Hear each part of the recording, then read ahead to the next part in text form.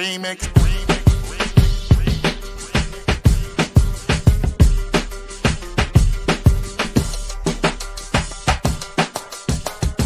Remix. Remix. Remix.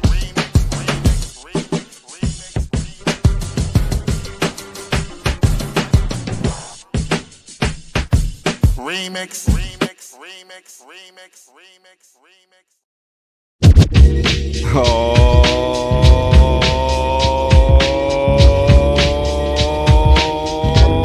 yeah.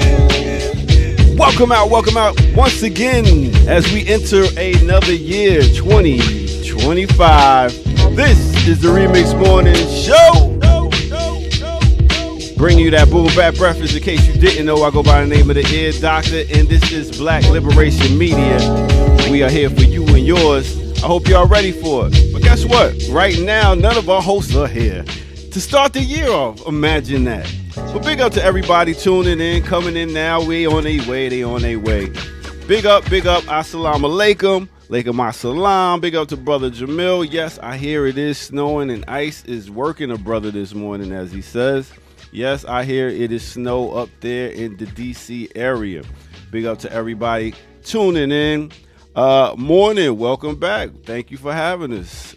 Brittany, what's up? Peace, deuces. Hey, y'all. Hey, all of y'all, too. All right. Chikimanga. Messing words up in the next year. You know how we do it. Be More Fighter 20. Good morning, fam. Good morning to you. Zinzabel, peace to y'all also. Lisa, Coat Jam, we see you. Good morning to you also. Where they at, right? Man, don't get me started, man. Anyway, big up, Happy New Year. That's a good question. How long do we say Happy New Year? I guess until you see somebody the first time or not. All right, big up, 0PE. Good morning, A-Rob. You know what I'm saying? Big up to everybody. But yeah, Coffee ain't been the same without the Remix Morning Show in the chat. Nathaniel, hey, I feel you. You know, we need to have our little mental health break. So I've been enjoying my mental health break. I've been DJing here and there and getting prepared for this year right here. Getting prepared for y'all and really just taking a break and getting some things done. So, like I said, we got our other hosts coming in. You know, Kamal had to go drop his kids off. Dr. Jared Ball, he has to go do some things. We got Kim Brown going to be, after she finished walking the dog, she going to come up in here. So, how have y'all been? How about that? How have y'all been? Y'all been good? Tell me in the chat room. Matter of fact, speaking of Kim Brown, let's go see if we can bring up Kim. Burn it down, Brad. Yo. Good morning. Morning. How are you? It's your uncle reporting in. How y'all feel? Uncle Felix. What happened to name like Felix? I know a couple of millennial Felixes. Stop playing. I do. I know one or two. How are you, Air Doctor? Good to see you. I'm just stunned that a mother would look at a baby and be like, Felix. I'm good though. In 20, are they making new Stanleys out here? Are they making any 21st century Stanleys? Raise your hand. You know what I'm saying? So. Big up to all the birthers out there too, man.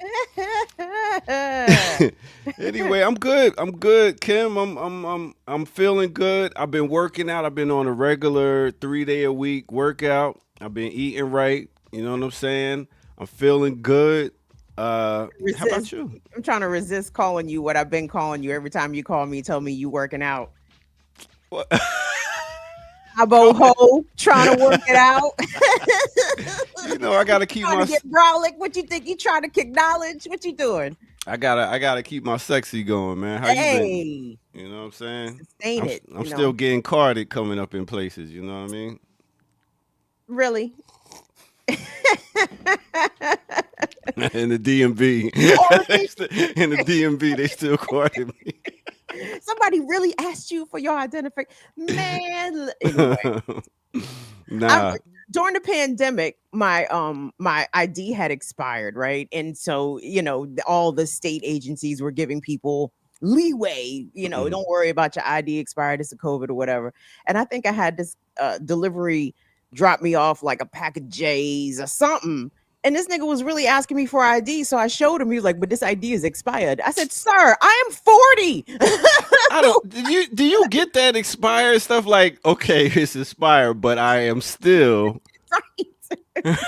So my ID expired. Does that render me 17 all of a sudden? Like, what the fuck? What are you even talking about? What does this not make me who I am? What are you even saying? Yo, how Mama Brown doing?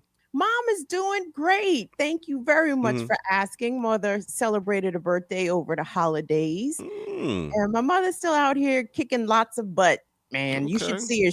She has a pit bull. Her pit bull name is Butch. And Butch is a really pretty dog. He's a pretty dog, but it's wild to see my mother with this 70-pound pit bull riding shotgun. You know what I'm saying? So yeah. So my mom is doing it. She's doing it out here. Butch, huh? Yeah, Butch. What's Butch's pronoun? Oh, Butch is he, him all day. This is a boy dog. having a bulldog? No, he's a pit bull. He's official. Like, he's an official looking, like, Butch is like ripped and everything. He's gorgeous. He's blue and white. Like, just a very, very beautiful animal. I wonder who came up with the word bulldagger. Like, what? Why? Why? Say Butch, bulldog. It just, the word just came in my head. I was just wondering. How? Why? Why?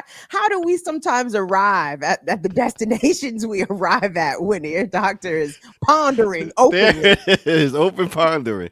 I don't know. Yo, so check this out. So boom. I got my son. He's gonna come stay with me the end of this week for a while. Very good. What I'm doing is a whole rites of passage with him. Be a father to your child. Really. My father, son. A boy can make a, but a man could raise one. I'm sorry. Yeah, keep going. LOG and the Bulldogs. Big up, Boston. But yeah, so I'm gonna have him stay with me for a while, and we just really I really want to have a bonding time with him, and I really want to I really want to put him on a schedule. And give him purpose, help him to find purpose and figure out what motivates him and stuff like that, and just teach him everything that I know. So we need you to get on the horn with brothers like Jay-Z, who is out here ducking their kids, apparently. Jay-Z ducking his kids? Ducking his kids. Wait a minute. He only got, 3, right?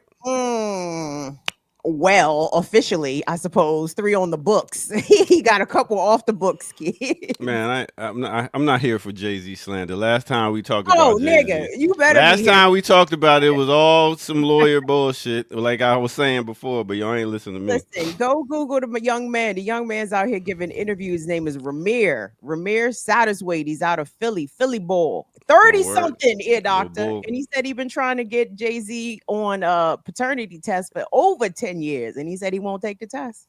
I ain't touching that. I can't. I'm MC Hammer. I can't touch that. So, but other than that, yeah. Well, anyway, let's hope Deadbeats is getting inspiration from your bonding time that you have planned with your son. Thank you. I appreciate that. I really want to work on a lot of things. Cause I was just discussing with another brother of mine. I was just like, we never take our times to do like a somewhat rites of passage to. How would you even quantify? Like, what is a rite of, or not so much definition, but what is an activity or a whatever that you would consider to be a rite of passage for a young adult? Well, one of the activities I wanted to do is a lot of fathers that I respect. I'm going to get him to sit down and ask the question, what is a man to you? What man inspired you to be more of a man? And just have conversations, get him to speak up, be able to be direct, eye contact, and then just not have to have me come and be like, yo, wake up, come do this, come do that.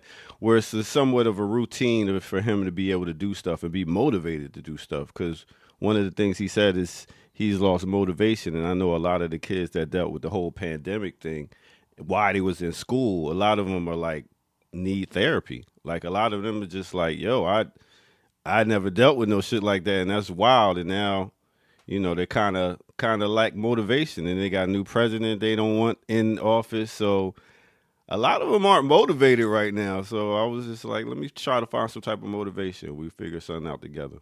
So I think maybe part of the reason they lack motivation is because these kids aren't dumb. They peep game. They see that the world is literally on fire and that those in power are trying to accelerate that fire, not extinguish it. So it's the children have lost motivation. I can understand. yeah, yeah. It makes a lot of sense. And given the pandemic, none of us experienced the pandemic. You know what I'm saying? So and I understand how it probably impacted school children harder, I guess, but that was something that we all went through collectively. So if the children need to heal from the pandemic, then everyone else does too. So what tradition we got? Leah Boggs asks, what What's up, tradition is Leah? being Leah? Damn. Leah, big ups, Yeah, Leah. I'm calling her Leia on my goddamn show. Yes, Leah Boggs. What tradition is being followed or drawn for the rites? My tradition, I would just say common sense. Like when I was young, what did I want to know? What things helped me to want to be a man? Accountability, responsibility.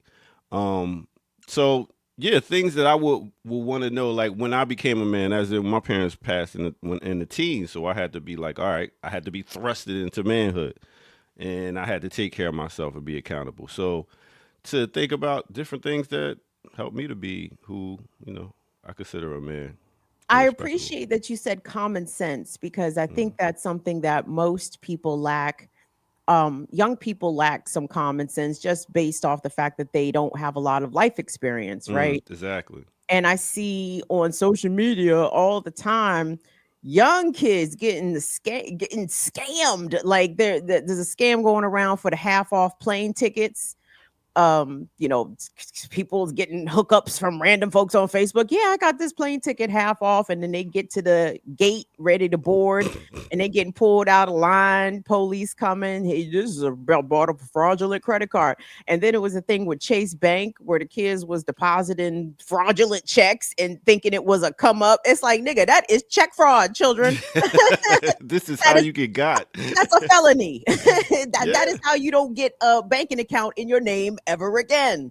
So shit like that, we got to put the kids up on game. See, the kids think because that they are technologically advanced that they have the ability to see through scams, and they do not. No, they don't. And also, it's the whole part of where I'm going to be learning from him also, because I wasn't thrust into having feelings like the kids have nowadays. They're in their feelings and they know how to express it, and so it's going to be this is how I feel on his side, and I'm like, come on, son, don't let those feelings get in your way. Let's just push through, because some of them get caught in their feelings. So you got to show them how to push through, but then at the same time, they got to show me like it ain't always about pushing through. You got to respect how you feel at this moment and figure out how to deal with it. So it's gonna be both of us learning. So I'm excited.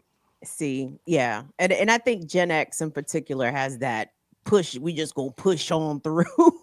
We Cry. What the were fuck? raised by boomers who were raised by, parents that went through the depression, right? Like my grandparents lived through the depression, sorry. Yeah, every grandparent and parent before that's like, man, please, that's it. Yeah, I go outside and I don't pick this cotton. I'm getting my hands chopped off, and you worried about your feelings, my nigga? Get the fuck out of here. They was picking blood cotton, shorty. They was chopping off hands. You know what I'm saying? Shit. Well, I take it all the way over to Leopold and everything, but I'm just saying, like, yo, y'all ain't we always looking down like, yo, please, that's it. So yes, but we were not, good as a result of only pushing through our feelings, right? I mean, you didn't have time to process your feelings. You ain't have time to, emote or let it out. You had to push through. Okay. Yeah. If you start acting up, then because imagine when my parents passed, I could have been like, oh, I can't make it, I can't do it, I don't have nobody, and blah blah blah. Uncles passed, aunts passed, grandparents. I have hardly anybody left. But I could have stayed in that and been like, oh my goodness. But I was like, yo, it happened. Let me keep moving on. And some people suppress their stuff with smoking a lot of trees, drinking, blah, blah, blah. I would say Even it was worse. trees for me. Even Yeah. worse. I mean, listen, crack was available when we was kids. It was. It was. You could have reached for that pipe. You feel me? Like, Yeah. and kudos to you, because those sort of set of life circumstances are not things that people easily move past, and they will pick up drugs or go to the bottle or whatever as a result to numb their pain, or to make them feel better, I guess, about their circumstance. So kudos to you for not getting on the pipe. And I was just glad to understand, start learning my history, and learning about ancestors and stuff like that, and realizing, energy can't be destroyed. So therefore it's always here. So therefore they're always here watching and helping me out through different situations. Speaking about helping me out through different situations, let's talk about Kamal King Franklin. Hey. Good morning, good morning, good morning. How are y'all doing? Morning, Kamo. You know what I'm saying? I have helped you out in a lot of different situations, haven't I? I mean, Happy New Year. Kind of like a father figure. Kamal's been a father figure to you. Look like a father figure. Oh, shit.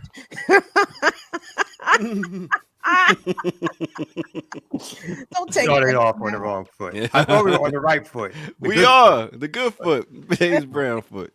You know what I'm saying? Kim got her uncle hat on. I like it though. It's a nice look.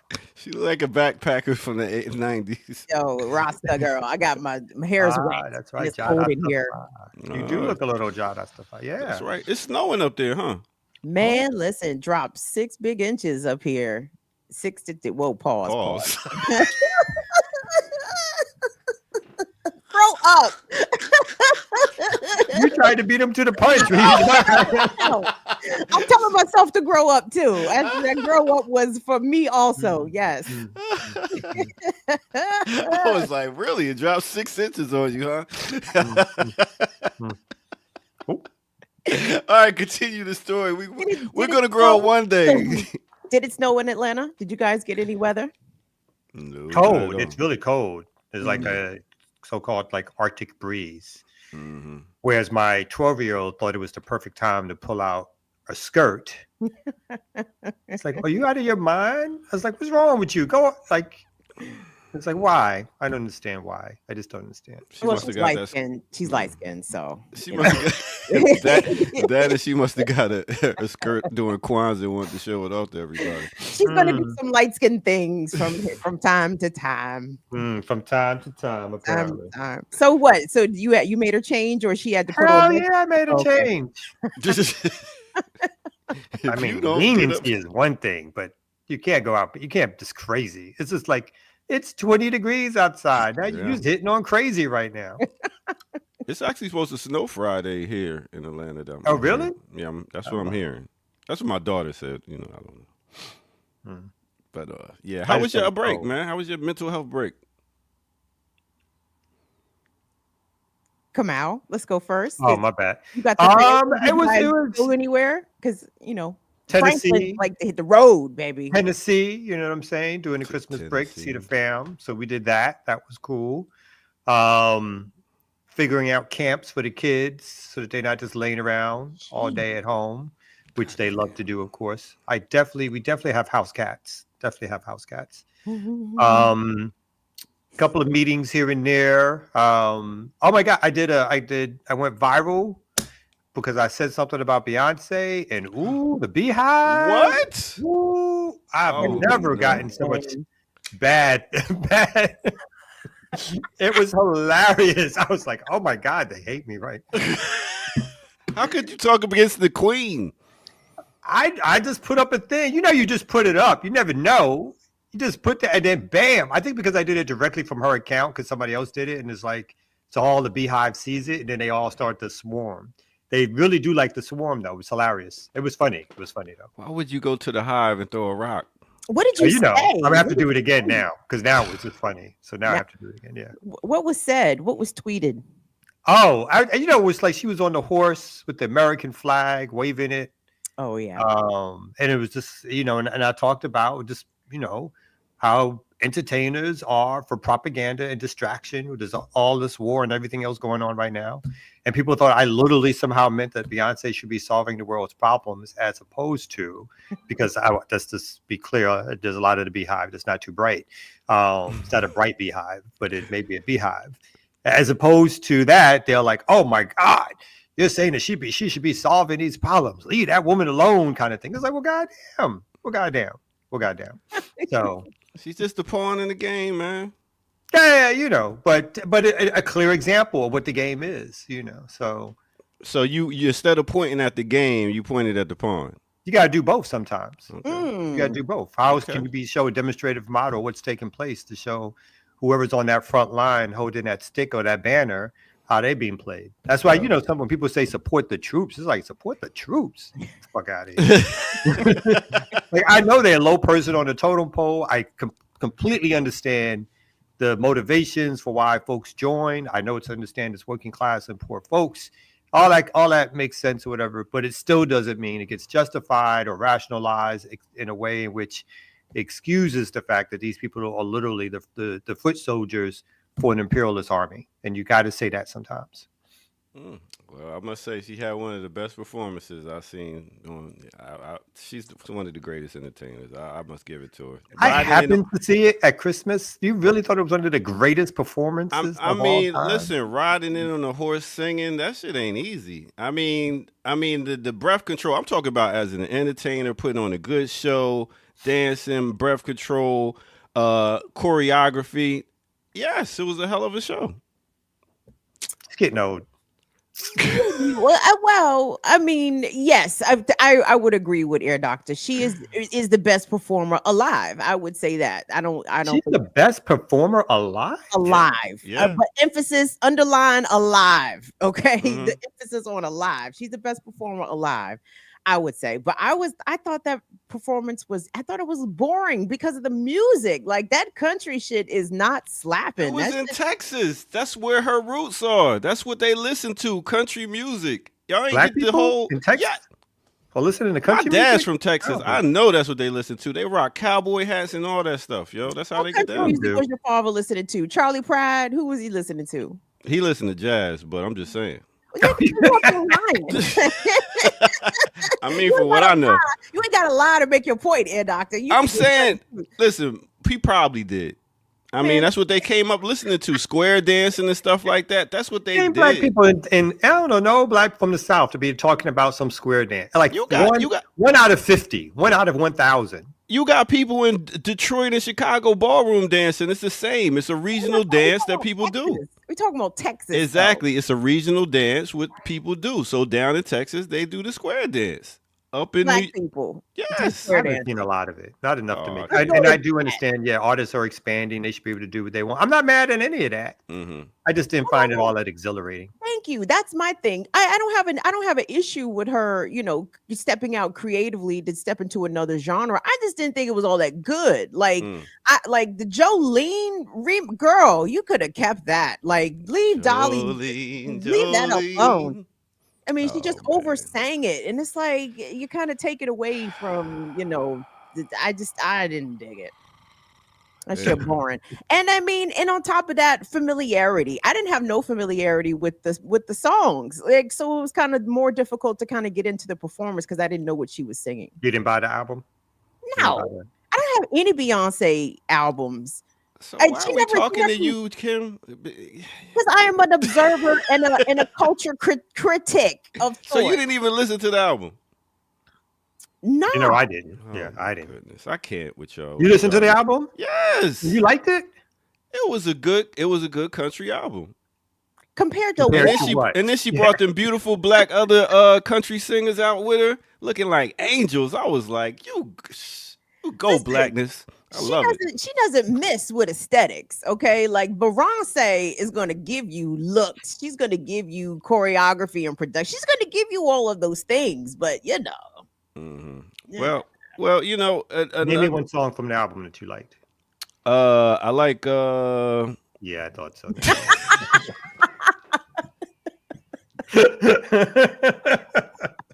She got this one fast up pace song I like. And it's called.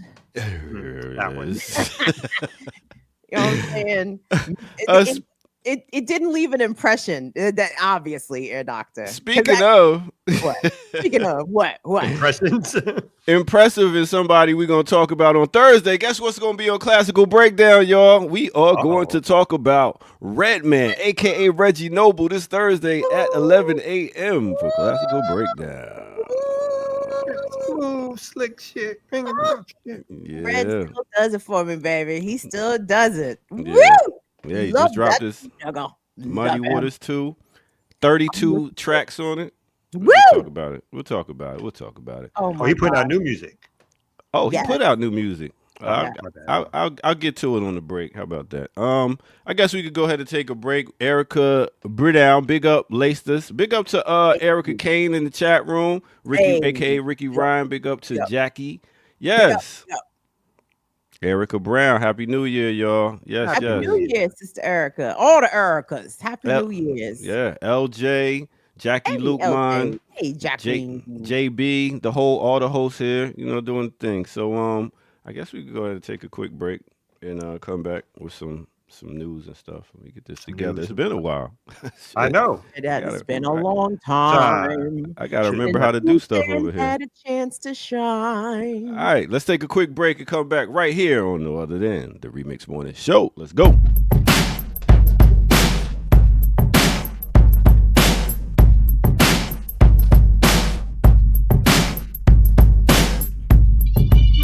Yes. Welcome out, y'all. Welcome out to the Remix Morning Show. I go by the name of the Air Doctor. Thank y'all for tuning in. Hit that like button. Subscribe if you're new to the channel. Go to patreon.com. Become a member over there. Get footage that's rare. And what you can do for right now is you can go to our website, blkliberationmedia.org, and you can donate over there. And let's start this year off right, y'all. Go ahead and do that. And let's get to it. Let's talk about the weather. I know y'all wondering what does the weather look like, and y'all are at the right place at the right time. Let's start off in the ATL. We got a high today of 41 degrees. Last night it was like 20-something, 22-something degrees. It was brick. Now let's take it up to DC. They got a high today of 34 degrees. They got some snow on the ground, as Kim let y'all know. 6 inches of hard snow fell on y'all. And next, let's take it to Chicago. We got a high of 26. You talking about freezing. Yes, it is freezing cold there in Chicago, so bundle up. Houston, they got a high of 48 degrees. Next, let's take it to Oakland on the west side. They got a high of 63 degrees. Jamaica, we talk about Kingston on the yard. They got a high of 87 degrees. And last but not least, let's take you to Dakar, Senegal. All right, Dakar, Senegal got a high of 80 degrees. Now, let me tell you what was hot. Your boy, he did it again. Uncle Murder, his wrap up for 2024. Yeah, your boy came with it once again, y'all. Did he locked up? Oh well, we seen how he beat Cassie up in that hotel. Man, he was dragging up, kicking up. He made a video apologizing for hitting her. Man, imagine all the shit that we ain't seen. When she was living with that nigga and he got angry. Got me like, did he do it? That nigga did it. Did he a rapist? We trying to figure out who else Diddy was on them tapes with. Did he do it? That nigga did it. Did he? You foul. Don't play with the feds. Cop out. Don't go to trial. For 20-some years, you hit that shit. Whatever they saying you did that shit. Even Biggie. Ooh, my goodness. This dude put out a 16-minute song wrapping up the year 2024. So big up to Uncle Murder for being consistent. All right, with that said, let's get back to it right here on the Remix Morning Show. Let's go. The shit they say about Meek and Puffy, but the matching outfits I had on was kind of funny. I actually like that one. Uncle Murder stay with it, man. He stay with it. You find that one beat and just drag 16 minutes. And he called them out. He was like, damn. Oh, yeah. You know they never liked Diddy. Him and the whole G Unit. Oh, wow. What they had open? Skills don't do the year-end wrap-up no more. Uncle Murder took it over. He took it over. Like, I mean, yeah, ain't nobody checking for Skills. Skills too busy getting he getting an award for trying to get a Grammy for his poetry album. So he ain't thinking about no wrap up. Yes, sir. Yeah, man. I like that. See, I like that. I'm not buying that shit, but I like that. I mean, nobody buys it. Yeah. Nobody buys it. You just put it out there, and then you get all the clicks on YouTube and get your money that way. Yeah. So that's what it is. Because he got like a YouTube channel. He not hosting some show like everybody else at the stage. Him and Method not doing some podcast together. Nah, not that I know of. Maybe somebody should suggest that. Him and Meth, they should do a podcast. I mean, how's they making money these days? Who? Redman and Meth, they should do a podcast together. What do you mean? How they making money? What you talking about? Method Man is getting crazy money with 50 Cent doing Power. They still doing tours. They still doing shows. Yeah, they still getting money. Movies they put out already, still getting residuals from that. How high? Really? I hope what residuals he getting from How High? I hope they are still getting residuals from How High. They deserve it. Yeah, they still getting money. Come on, man. Wu-Tang money. Come on. Yeah, that's dried up money. That's not gonna keep him in a lifestyle. They got different. I mean, you're right. The TV show. Yeah, they got strands of weed. They making money. Oh, that's true. That's true. In light of Uncle Murder's recap, and the topic of his ire, Diddy, and all of his allegations, can I say, have heard zero allegations coming from any members of the Wu-Tang Clan, have heard zero allegations pertaining to my nigga, Redman, Reggie Noble, have heard zero allegations pertaining to Outkast. I'm like, look at my niggas. My niggas is out here being upstanding gentlemen in life. The rest of these dirtbags is out here being dirtbags. I just wanted to point that out. About Wu-Tang putting nothing in nobody's fucking drinks. So big up to the Wu-Tang Clan. Shout out to Redman. Shout out to Outkast out here. All right. Well, it's about time for me I'm not mad at that. Me neither. Makes me very happy. So y'all got the news that Erica laces up. Y'all got some stories and stuff to talk about, or we just gonna yap all day? What we doing? I got one story pulled up. I don't know. Did you send anything to me, Kim? I did not. I might have something coming forth and momentarily, but Sister Erica has already laced us with a run sheet. I love how y'all stay prepared. All right, I'll see y'all. First of all, what's the old saying, Kamal? Showing up is 90% of success or some shit. It's something like that about showing. I agree. Yeah. Showing up is 90% of it. You know what I'm saying?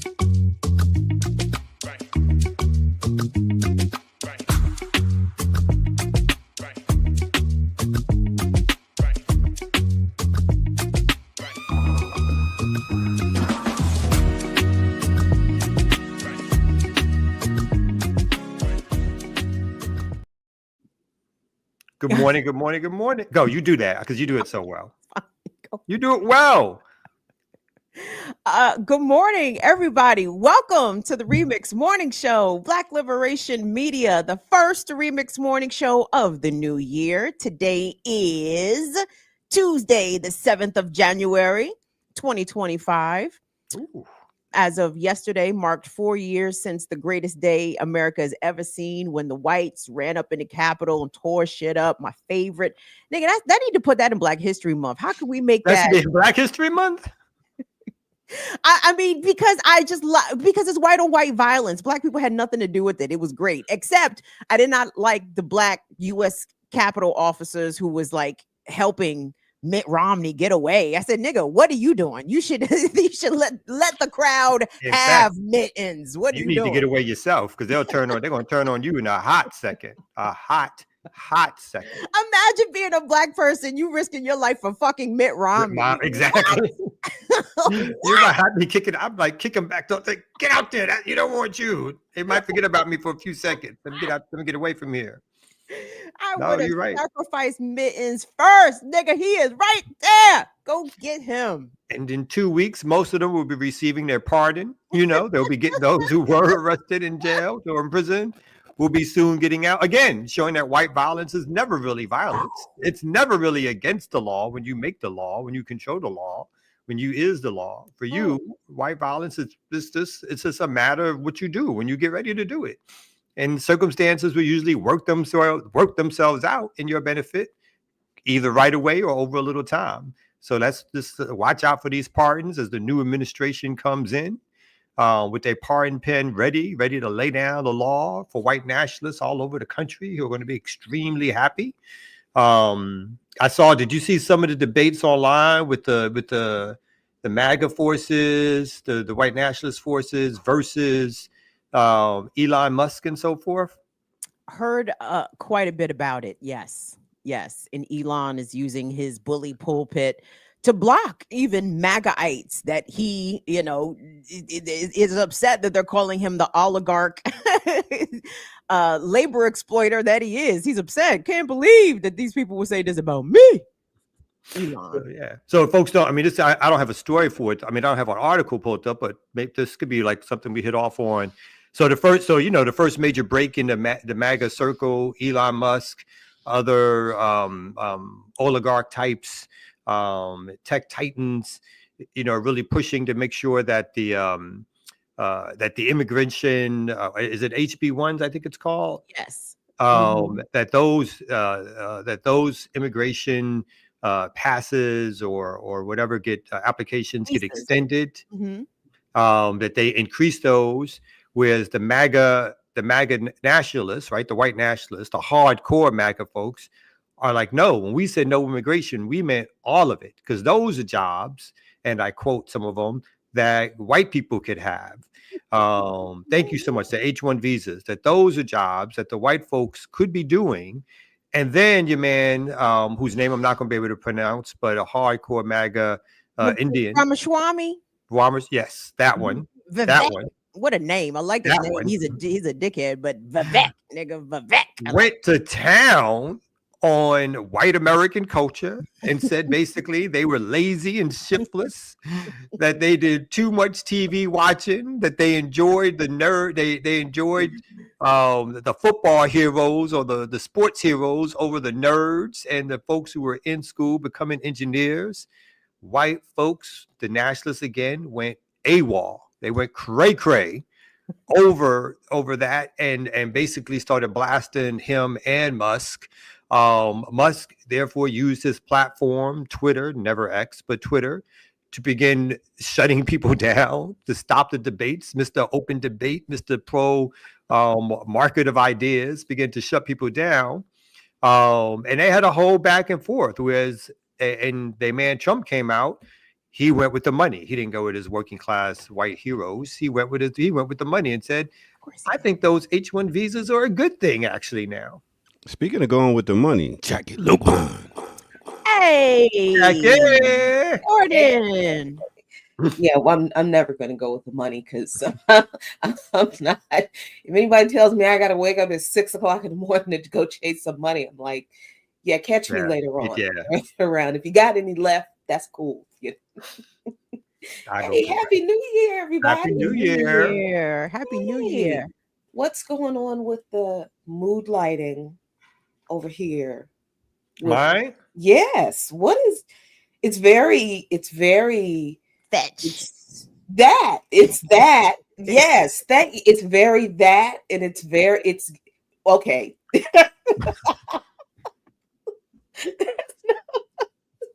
It's my Chomsky look. It is my. I wasn't trying to go Chomsky. I was trying to get to very academic and very very serious with very very mood lighting. But isn't that always the case? Very Chomsky works too. My son did this. I told him to take a picture. He did. And I forgot this is what kids do. I forgot what they call it. What the duck? Yeah, they do there's this whole thing that they're doing this. It's like, what the fuck is going on? What is happening here? Why are you putting your finger to your face and sucking in your cheeks? It's very demure. It's giving demure. I don't know how to because I'm not. See. Yeah, all the library behind you is giving me professorial. It's giving me Greg Carr. It's giving me Greg Carr. It's just Greg Carr. Every time he do a hit on nothing but books, walls of books. Thank you, Pookie Wood. Mewing. It's called mewing. Yes. Mewing? There's some kind of thing. The visual effect. Exactly. Oh, yeah. How many? There might be some young folks in this audience. No, there's parents in this audience that actually pay attention to what the kids they listen to the children when they tell them what they do. The visual face. That's what they call it too. That and the mewing. Yeah. I'm sorry. I'm too old for all of this. let's talk about Elon Musk. I don't know what the hell these kids talking about. Yeah. So what do y'all think? So there is a war going, and I think some of it is on the other coming out on the other end. But for a while, they had a little war going on between the tech billionaire Trumpers or MAGA and the overt white nationalists. I mean, they're all white nationalists. Don't get me wrong, even the Indian ones. But the overt white nationalists who are like no immigrants because somehow they think you can just handpick white people from the trailer park and give them jobs as engineers and shit like that without having to go to school or anything. It's like that's a job that my cousin Billy Bob can have. This one can have. This one can have. That one can have. So let him have it. I'm just saying. Go ahead. Okay. If you are going to, which is, I'm sorry, it's not going to happen. It's because it's impossible. You can't. It's like people being afraid of us being re-enslaved. How he gonna do it? How does one? I know people can say these kinds of things. Oh, I'm gonna do this because I'm tired of this, that, and the third. But 330 million people in this country, 440 million guns. Okay. How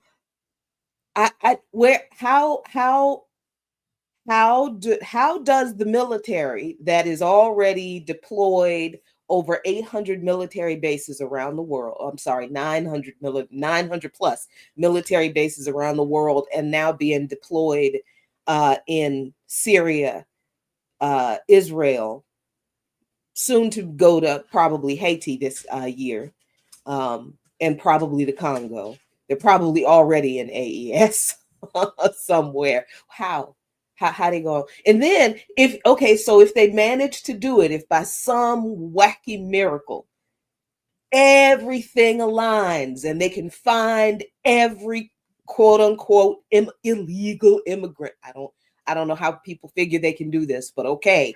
If they do it, and then all of a sudden, all of these jobs that the immigrants that they just magically all deported out of this country, and they're all available. Cool.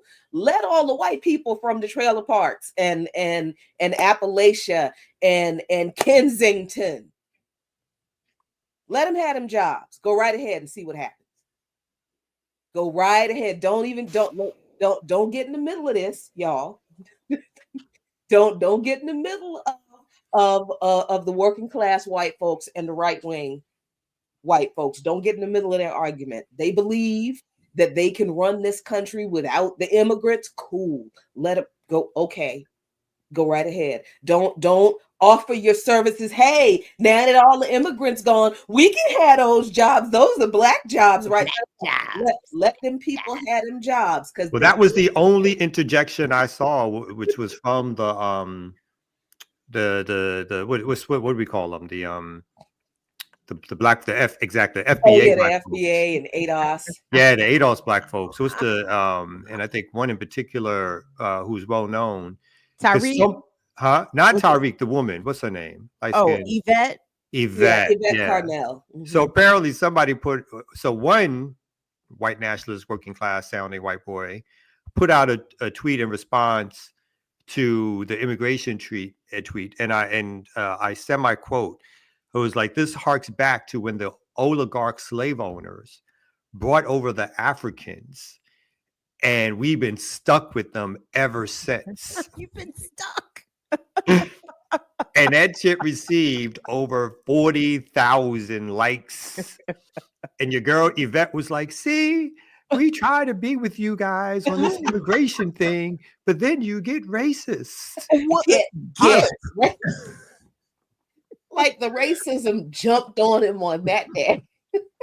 It's funny though, but the whoever put out that tweet kind of makes a interesting point that was raised by the genteel oligarch class of the colonial era is that enslaved labor was going to make white people lazy. That is something that they really troubled themselves about. They were concerned about that. But as far as this conversation on Twitter, I think it's just going to stay on the playground. Keep it on the fucking playground. Like, they can tweet angrily at each other and at Elon and at Trump and at whoever the fuck you want.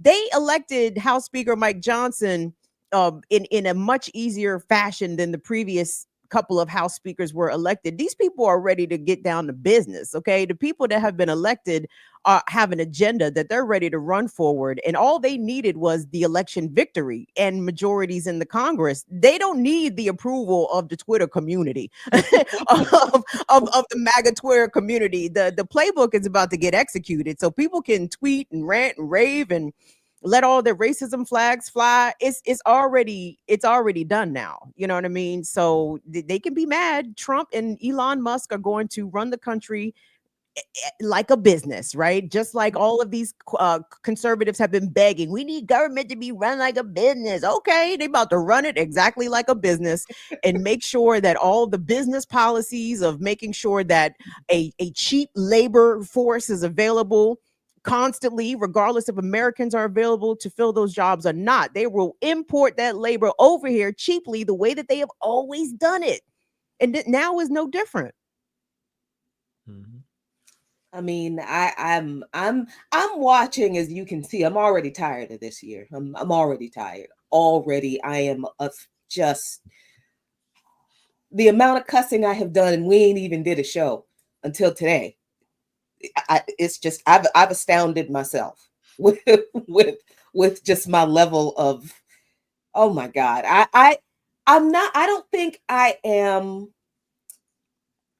I'm surprised at the whole Elon thing, because it's like you knew he had to. If you understand the kind of personality Trump has, the man has a personality disorder.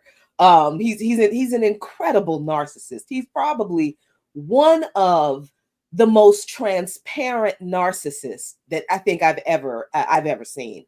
Like, usually we have a hard time figuring out if somebody is a narcissist because they hide it, right? They try to hide it. They don't want you to know that the only reason they want to know you or be involved with you is because they want something from you. And they don't really care about you. They just want you to help them. And then you can go to hell for all they're concerned. But most people who are like that, they hide it, right? Because they want to develop the relationship. Trump is not like that. He is not. He is just like, the only reason you are in my orbit is because you can do something for me. And if you don't do that thing exactly the way I want you to do it, get the fuck out of my orbit. And I don't care what you say. And that is this little weird beef that's going on with Trump and Vivek and Musk. And it's very weird because we're seeing like the kind of what do you call it? The divisions within the right. Like you get to see like the infighting that does kind of exist between the Trumpian wing and the regular and the regular capitalists, I guess. But even that doesn't matter, because they will fight together, even openly, even publicly like this. But ultimately, they still have the same goals, the same purpose. And as much as this might be like concerning for the rest of us, we better be taking notes. We better be taking notes about how these folks, we spend a whole lot of time going at each other. And then we go at each other and we leave it on the playground, and then we just go on about our business to our separate corners. And we don't get back to the thing that we're supposed to be fighting toward together. The right doesn't do that. Yeah, they may not all like each other. They certainly don't all agree on everything, but they do have a common goal. And as long as they are working toward that common goal, they can duke each other out in public, draw blood even. Mm-hmm. But that common goal, they will continue to push toward that common goal. So this little thing with Musk, I think Trump knew that, Musk is as big of a narcissist as he is. I think he was blindsided by Vivek, because he didn't know Vivek. because Vivek is this he didn't know him, but he said nice conservative things, and it's a nice photo op, right? It's a nice representation. Look, I trumped the white man, picked the Indian, picked the brown man to be a part of my team. Oh, the brown man has said things about my white people. Oh no, we can't have this. Oh no, we cannot have. Wait, remember, Elon's advantage is, of course, that he's already doled out well over $250 million and has endless pockets to make Trump rich, the family richer, resources. And that's what's going to, like, I think there's going to be some ego clashes between, obviously, anytime Trump thinks he's being surpassed in the media, he likes to reiterate that he's the one in charge, starts moving people around and separating them and getting rid of them. And I think the thing that keeps him probably closer to not, or what keeps Elon, who has basically moved in to Mar-a-Lago, whatever it is, with Trump, to be as close as possible to him during this time period. And the thing that keeps him most likely is sort of a stable figure over everybody, particularly the sort of the ideologues, sort of nationalist types, is that Elon's got the money. And he's going to keep laying that money unless there's another replacement to take the place of all that money that Elon's going to be laying on Trump over the next 4 years and his family. That's the big power play for him. So it's like he's like, so he's going to come down on Elon's side, I think, more often than not, unless the ego gets in the way and or there's another money source for him to say, like, oh, I don't need you no more because I got this other tech billionaire who's willing to bank me and who's going to stay quiet and not try to hog the spotlight like you are. Man, this really shows you that corporations is running shit because they are putting some money behind your boy Trump. Mm-hmm. Even though, says the voice of God, Liberation Media God. Anyway, this whole thing with Musk, I think is really funny because, and like funny, not in like genuinely laughably funny, but funny as in, man, this man, he really is this. He really is this stupid, but it also is dishonest in his and stupid isn't even the right word. It's I don't even know what to call it, because he will say things like what he just said about Britain, which I thought was very interesting. It was funny, and at first it was like very stupid. It's like, yo, we're not gonna coup Britain, but then again, it's like, wait a minute, what did he just say? This man just told the truth about what the U.S. does all the time. And as stupid as this might seem, he's saying, if we could liberate the people, that means a coup. He knows that means a coup. He is literally telling the truth about U.S. foreign policy whenever the U.S. does not like whenever the U.S. doesn't like what another country's leader does, this is what they do. And Musk is really just telling the truth about what U.S. foreign policy is. Every time, what happened in Syria, that was the U.S. liberating Syria from Assad. What happened in Iraq, that was the U.S. liberating Iraq from Saddam Hussein. Libya, the U.S. liberating Libya from Muammar Gaddafi. Afghanistan liberating Afghanistan first from the Soviet Union, then from the Taliban that it created. So liberating the people of Britain, Musk knows he is saying that he's asking if the U.S. should coup Britain because he doesn't like, of all things, the fact, Britain's policies on child sex trafficking. Now, this is the thing I haven't been able to figure out with the right. Their obsession with child sex trafficking since, the 2016 election and the Comet Pizza lie with the child sex trafficking ring. Pizzagate, yeah, Pizzagate. That's what it was called. I'm like, why? How did y'all all of a sudden care about kids? When did this happen? You don't really, but this is a thing now. But it's interesting that this whole Pizzagate obsession with child sex trafficking has come full circle now in the right wing to now Elon Musk talking about cooing the British government because he doesn't like their policies about child sex trafficking. Not about, interesting that he's not saying this because of Britain's policy with the genocide in Gaza, supporting the coup in Lebanon. That, you know, none of those things of police terrorism against African and Muslim immigrants in the UK, none of that, because those are problems in the UK. But he's not concerned about any of that. He's concerned about their policies that he doesn't feel are sufficient in regard to child sex trafficking. So his answer: coup the British government. And he is not kidding.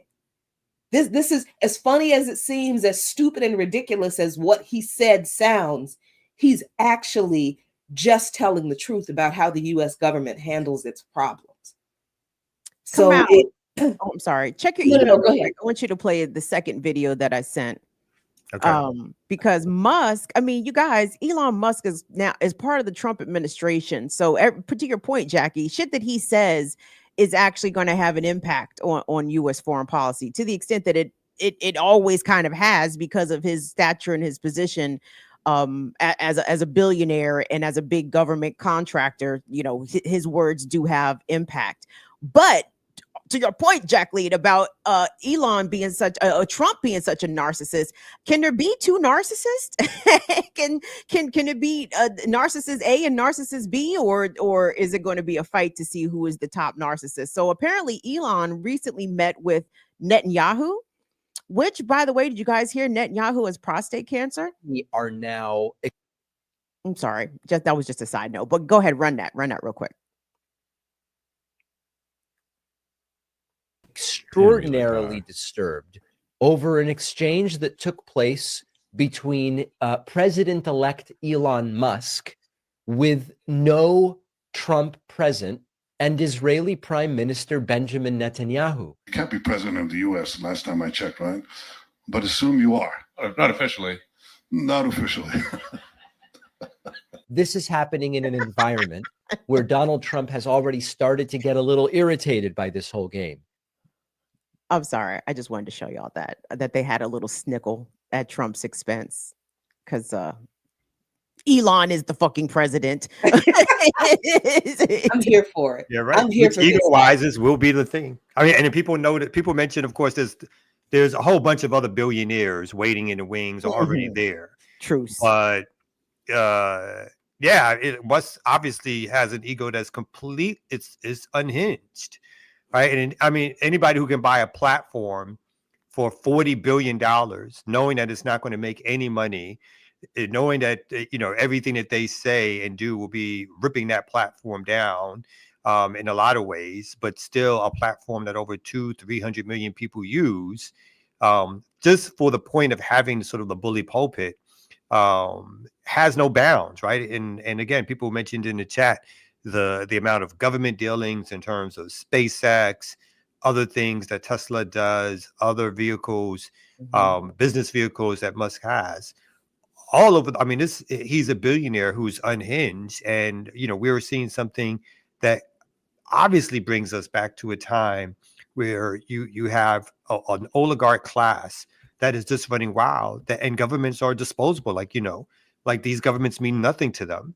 These governments are just there to do their bidding. If they don't do their bidding in a proper order, the proper way in which they are told to, they will either secretly or overtly get torn down for whoever's next, whoever's going to do my bidding better. And so again, unless the people weaponize or gather to fight back against this, these folks are in a stage of control that we just haven't seen in a long time, in terms of the way the Western world overtly will be run. Not that it hasn't been run like this, you know, since its inception, but the overtness of it is coming back to a level that we haven't seen. You know, there's people are not even hiding it anymore. That kind of chuckle there about, yeah, not officially, but come on now. You know who running shit. You know who running the shit. You know what I mean? The ego just got, he can't even pretend. No. You know who's running this shit.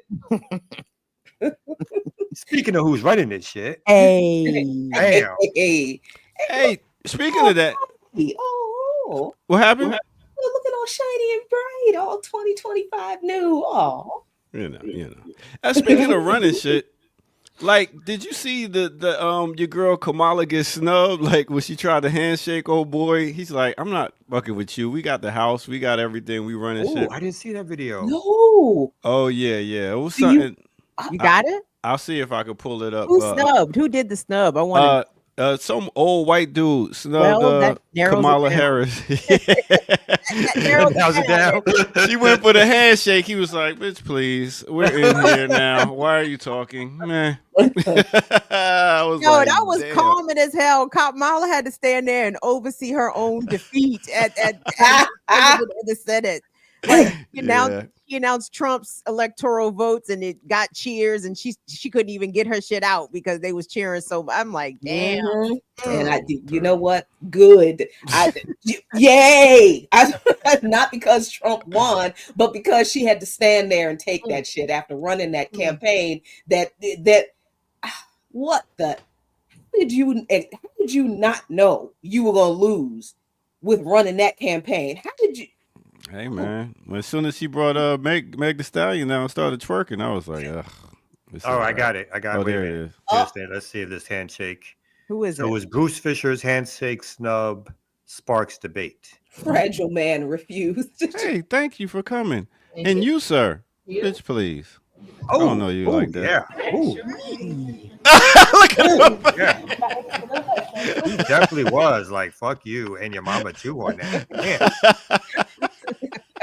I don't understand why the Democrats don't take a cue from those people. And I don't I mean, I know that, behind closed doors, y'all are friends and y'all kids are married and all this kind of foolishness, but I mean, in public, can you at least pretend like you really hate those people the way you say you do? The way they show enough treat you like they hate your ass. It's the Democrat. They're all about keeping their system together. Mm-hmm. All that fascist talk went out the window, and he invited Trump. Biden invited Trump for a little sit down. It's like, oh, I thought this was like the introduction of fascism into so it's fascism. But, we can still get along and fight. Right. Just, the way Strom Thurmond, right, supposedly, like, so-called the segregationists who he could work with, it don't matter. If it's white is right, they'll get along. They'll find their way. You got to make sure that fascism has a peaceful transition. You know what I'm saying? We have to have a peaceful transition of power. Biden too busy putting gold medals around Denzel and a bunch of other people. So and Hillary Clinton. Yes. For that, we're going to take a mental health break and we're going to come right back here on the Remix Morning Show. Let's go.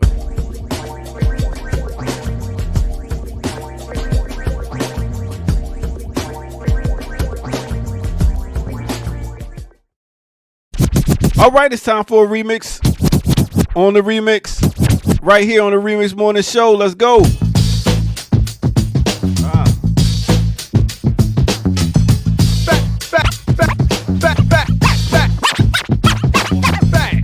What you looking for? The same thing. It's a new thing. Check out this I bring. The roll below the level, cause I'm living low next to the base. Come on. Turn up the radio. They're claiming I'm a criminal. But now I wonder how. Say what? Some people never know. The enemy could be the Frank Guardian. Ooh. I'm now a hooligan. I rock the party and clear all the madness. I'm not a racist. Preach the teacher. Cause somebody never had this. Number one, never wanna run about the gun. I wasn't licensed to have one. The minute they see me, fear me. I'm the epitome, a public enemy. Use, abuse without clues. I refuse to blow a fuse. They even had it on the news. Don't believe the hype. Don't believe the hype. All right. Speaking of don't believe the hype, let me take you to a time and place. Let me take you back to 1988. We talk about off the album, It Takes a Nation of Millions to Hold Us Back. And that is Public Enemy. The name of that song is Don't Believe the Hype. Mixed with a little bit of 1991. We talking about off the album Naughty by Nature by Naughty by Nature. The name of that song is OPP. Other People's What? So, with that said, that's your remix on the remix. Hey, hit that like button, subscribe if you're new to the channel. Go to patreon.com, become a member over there, get footage that's rare. And yeah, share like you care. And you can donate. blkliberationmedia.org. Go there and donate. That's what you do, man. Help this train keep going. All right, with that said, let's get back to it. Right here on the Remix Morning Show with the Remix Morning crew. You know how we do. All right, let's go. Army with harmony. Ah.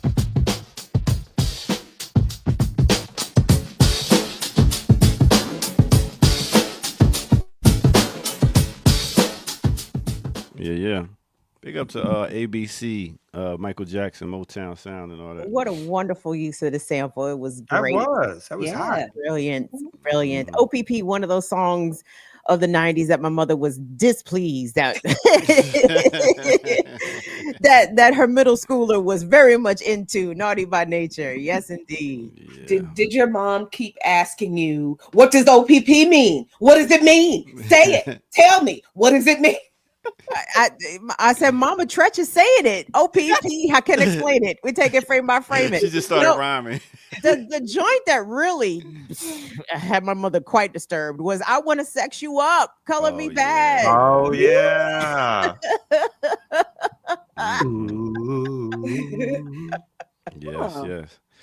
That's why I'm saying, like, people who are parents now, like, you cannot clutch pearls. You can't clutch pearls over what the kids are saying and rapping about now. You can't be like, it's all about sex. Shut up, man. Shut up. What was you listening to when you was a kid? Not to say it even is right? It's not, none of it's right, but let's be clear, like that. Children being exposed to sexual content is not the first children's to ever be exposed to sexual content. Like, stop. I'm sorry. We know that our parents listened to Millie Jackson, Richard Pratt, the albums, Dolomite, Red. So I'm looking at these people, these older folks my age and older, clutching pearls. I'm like, where was Millie Jackson sitting when she was singing about that Schlitz bull? And every single one of them on a bar stool. Exactly. You nasty heifer. What you talking about these kids for? I love Heifer. That's one of my favorite ones. I know Heifer is one of my favorite old school persons. Heifer. No, the first time I saw Red Fox stand up, I was aghast because all I knew him was for being Fred Sanford. I didn't know he was a filthy old man. Filthy old man. A filthy old man. Filthy. Yes. Oh, and Esther too. Like who? Like her. I was like, whoa, what? Yes. Oh, that's her live stand up. Was like, ooh. So there you go. That's your remix on the remix. Get you on the next one. Thank you, Ear Doctor. Thank you, remixers. Thank you all so much for being here with us for another year. Ear Doctor reminded us that this is the 4th year, the Remix Morning Show. I said, use a motherfucking lie, but I said, wait a minute, let me do my calculations. 1, 2, 21. I guess it is year 4 of us doing this morning show. So we appreciate all the solidarity, the support, the viewership, the commentary, the chatter-terry, give it all to us here at Black Liberation Media. Please subscribe, please like videos. You guys know that YouTube is hating like a motherfucker, so do what you can. blkliberationmedia.org. If you want to support us, you can go to patreon.com/Black Liberation Media. Lots of Patreon exclusive goodies over there, so please go check all of that out. And we thank you guys. Thank you. I agree. And you know what? We lost that one big Patreon. He was only down for 1 month. So we definitely need some more Patreon money. I was so pleased because it was that one big one. And you kept thinking it was going to be a month after month after month. They did it for 1 month. And so I was like, what? Like it slipped. So we need y'all to make up that difference. Who was it? What his name is? Where he live at? I can't tell this. Hit you in the private chat. I'm gonna hit you in the private chat. I'm gonna give you all that info. I'm just saying, we doing things different in 25. True indeed. Let's go to people's houses. I like that. But you brought up how soft the Democrats are in terms of like, well, why don't the Democrats? So I wanted this. It's a month old, but it reminded me of our favorite Democrat. Yeah. You know, this is your man. So he was asked apparently if Biden, this is like in the midst of Hunter Biden being pardoned by Joe, and the reporter asked him if whether or not there should be a pardon for Trump. From Biden. Trump. And if so, why? Let me just play that back a little bit. Pardon Donald Trump. And if so, why? Yes, I do think so. And I think he should pardon all of those people that have been accused and have been targeted so that we can clean the slate. We can have an air of possibilities for the future. If we keep digging at things of the past, I'm not sure the country will not lose its way. Now, remember, President Trump has been indicted, has been convicted on state crime. Also, please remember that the United States Supreme Court has given him immunity. And so I'm asking people who question my thought on this to explain to me how he would be any more insulated by this pardon than he seems to already be by the United States Supreme Court with its immunity. Well, Congressman, then that would beg the question, why even bother to give him a pardon if he already has immunity from the Supreme Court? Because I think Joe Biden will be demonstrating what he's always demonstrated to me, that he loves this country more than anything else other than maybe his family. He wants to see this country going forward. He doesn't want to see us deep digging into the past, but moving forward. So I think it would give a tremendous opportunity for him to demonstrate that kind of concern for the future of the country. Okay. So you know, some more, you know, they don't want to shake your hand. You just smile it off. I mean, why is Trump paying a lawyer when Jim Clyburn is up there advocating for fucking free? What the height of coonery? I mean, my God, sir, have you no shame? Have you no pride? How dare you? I mean, fuck them all, to be clear. Adam Schiff, Liz Cheney, I don't give a fuck about any of them. If Trump wants to go after them, go right ahead. I don't care. But it's just so wild to me, the number of people that sit persecuted in the federal criminal justice system, state criminal justice system, and these fucking coons is up here advocating for privileged folks, Trump included, to get pardons from Joe Biden. And of course, Joe Biden is a simp ass nigga, so he may even do some goofy shit anyway. I'm sorry. I can't stand coons.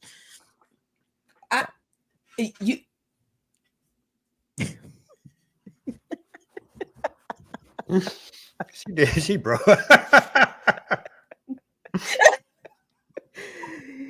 feel like I'm on coke. I've got to be on drugs for this. Because this level of I have not seen this level of coonery since the last episode of the Boondocks I watched with Uncle Ruckus in it. I just the fact that this so much he said we got to stop digging up the past. Do we, Mr. Descendant of enslaved people? Do we have to stop digging up the past? Do we truly? I don't think we do. I don't think we dig up enough of the past. I don't think there's enough holes around this country of us digging up the past because we ain't never dug up no damn past. So no, we need to dig up a whole lot more past. Love this country, motherfucker. No, and it's, you know, that's his history. That's Biden's whole. Again, like, you know, when people were out in the streets a few years ago talking about the abolition of police, he was one of those folks advocating for more police. Mm-hmm. So, you know, this is not out of character for him, but the brazenness of someone coming out suggesting that Trump should be pardoned, like that's what we should spend our time thinking about and doing. Not a statement of all, like Biden should spend the rest of his time period pardoning thousands of people evicted on trumped up drug charges at the federal level. Thousands he could literally exonerate with his pen overnight. That's not what he stands on. That's not his big spectacular statement of how to make this country correct or sound or better or anything that he wants to claim. It is that somehow pardoning Trump, who's not going to jail or prison anyway, somehow will make the country whole again. So giving in to more white nationalists is this when he thinks let's whatever the white nationalist wants, let's give in to them. That's it. I'm surprised again that he didn't stand up and say the January 6th thing. Let's start giving those folks the pardon too. I mean, that's probably going to be next. My man's got 13 days left. Let's see how that pardon pen works. Well, let me tell you something. I'm so glad that I will not be in this country on the 20th. Thank you, Ajamu Baraka. There is no way. Just of all the things I don't need to be here to be a part. That's the thing. Okay, bye. I'll see y'all on the other side. But I mean, just the we saw when the Supreme Court issued that decision to give Trump immunity. What did the Democrats do?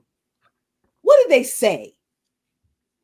Right? Like I think I was struck by Clyburn saying so easily, it just rolled off his tongue with no resistance, and there was no like irony in what he said. Well, the Supreme Court just gave him immunity. I'm like, you aren't outraged at that? You don't have anything negative to say about that? You are not like, let me tell you about why the Supreme Court is trash. Because how in the hell are you going to give somebody who's been convicted of all these crimes immunity? And this is also why we probably need a constitutional convention, because if they think the Constitution allows them to do that, I beg to differ. You know what I mean?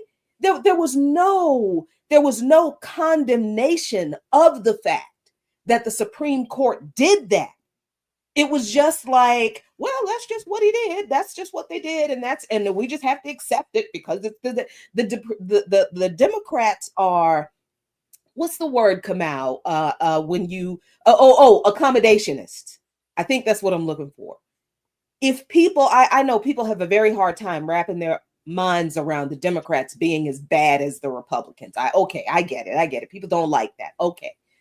I've thought about maybe we should take a different track on the way we describe the Democrats. Maybe, okay, fine. People don't like hearing that they're just as bad and just as evil as the Republicans, despite the evidence actually proving that to be true. But okay, let's say then that the Democrats are the accommodationists for the Republicans. The Republicans could not do everything that they do when they are in power if they did not have the Democrats accommodating everything they do and basically just stepping out of the way and not giving them any resistance, right? We never know if anything the Democrats could do to stop them would be effective because the Democrats never stop them. They never try to stop them. They accommodate them doing whatever it is they're going to do. And then they use all of the awful things they did to campaign on in the next presidential election. This is why y'all should have voted for us last time, because see, look at what y'all let happen because you voted for them. Now, don't you want us back? Of course you do, because they're not going to do anything. They're never going to have policies for the people. They have made that clear. AIPAC owns the Democratic Party. That AIPAC admitted that. They're like, look, hey, we spent how much money? $10 million unseating all of these anti-Israel Democrats in your last presidential elections. AIPAC has secured a great victory for Israel in the U.S. presidential elections. That was their announcement. Did we hear anything from Uncle Ruckus about how they need to get the Israel lobby out of their party so they can have control over their own party and actually be in opposition to the Republicans? No, because that's not going to happen. So the Democrats are really, their job, their role when the Republicans are in power is to literally talk big talk, But to be accommodationist in real life, to just step back and let the Republicans do whatever they're not going to take anybody to court. They're not going to challenge anything in Congress. They're not going to do protest votes. They're not going to walk it. They're not going to oppose anything the Trump administration and his friends try to do. And then 2028, whoever is going to be the Democratic nominee, it will not be Kamala Harris. It will not be anybody who is not white. I am telling you. If they find somebody black, I'll be surprised. Wes Moore would like a word. Wes Moore, don't count him out. He would, but I'm like, I am looking at the Democrats like, I don't see them putting their eggs in a black basket again. They just gave Wesley his Bronze Star that apparently he had been telling a story about for the past 15 some years. He's like, yeah, I got the Bronze Star. Niggas was like, well, where is it? Well, you see the paperwork. The paperwork has disappeared. We can but they cleared the way. So Wesley has got his Bronze Star, so now he can run as the light-skinned war hero, war veteran.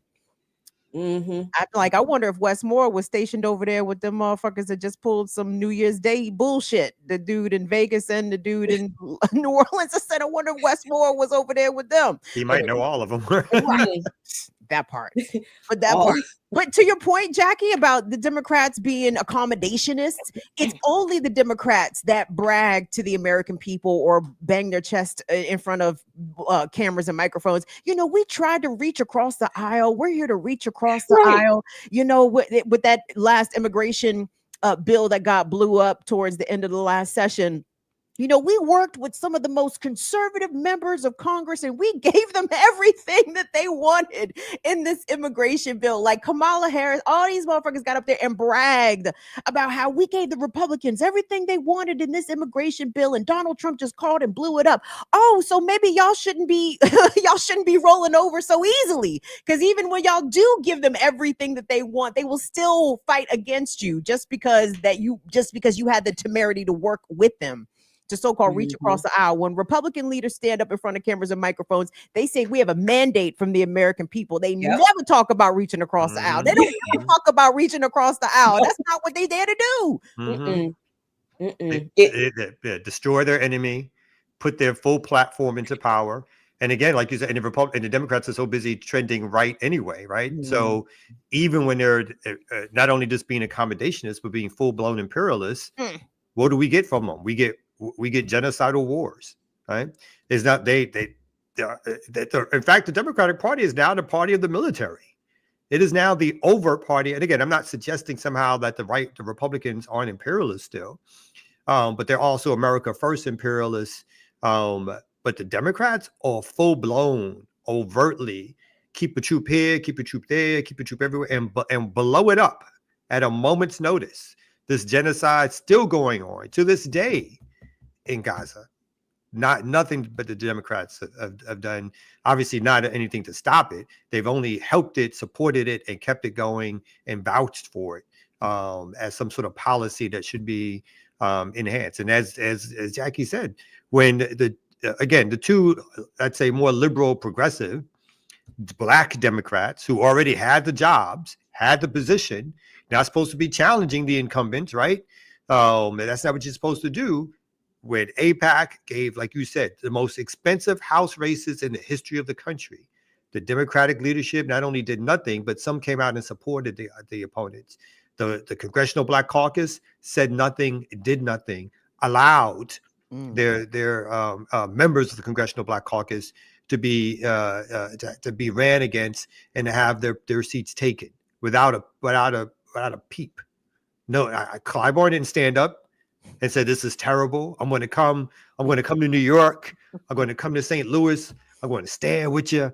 I'm going to be with you. How dare they come after our incumbents, our members, for their progressive stance in trying to stop a genocide from happening, or calling it out at least for a genocide, calling for a ceasefire. Did he come out and do the old man talk and the old man walk and go on MSNBC and talking about how fair this country should be and how the party itself should be supporting its incumbents, its members, its most progressive members? Is that what happened? Not at all. He shut the fuck up. But when does he talk? When Trump needs when he believes Trump needs a pardon from Biden. He's all like, can I get an interview with MSNBC, please, for this? I have an important announcement to make about Trump. That's who the Democrats are. Maybe Trump needs his shoes shine too. And he'll be there. I'm sure he will certainly hop on that plane to Mar-a-Lago. Well, that's right, not Mar-a-Lago. He'll be at 1600 Pennsylvania Avenue for the next 4 years. And let me just say, I know that there are a lot of that there are going to be a lot of demonstrations. The first Trump inauguration, I definitely was out there, with the J20 protests and like laughing at people trying to stop people from like breaking bank windows and shit. Like, what are you doing? Leave them people alone. They got insurance. Them windows is fine. Now, if somebody can figure out how to go in there and get but leave them people, but we understand that there is a lot of hyper focus on Trump individually as a uniquely horrible and terrifying, Trump is going to do all of these things. Listen, I'm not at all saying, and I want people to be clear, I am not saying that Trump is not going to attempt to do some extremely dangerous, very harmful things to groups of people.